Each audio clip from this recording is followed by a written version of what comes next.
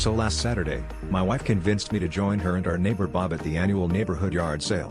I was promised coffee and the chance to unload a blender that's been haunting our cabinets since the Obama administration, so I was in.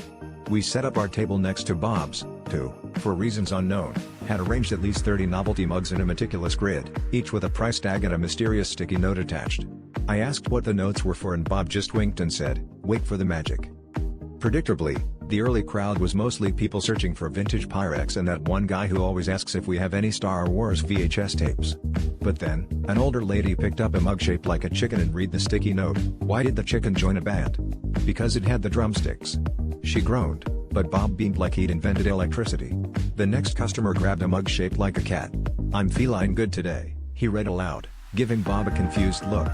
Bob just kept nodding, as if he was unveiling fine art.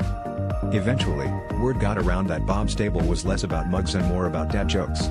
People started lining up just to read the sticky notes.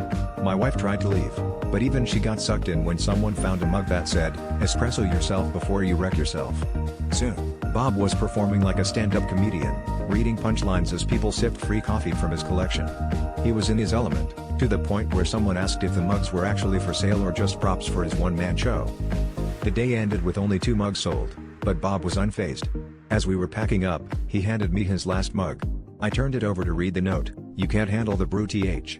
Bob looked at me, dead serious, and said, "Sometimes, comedy is just a cup away." I guess you could say, he really poured his heart into it.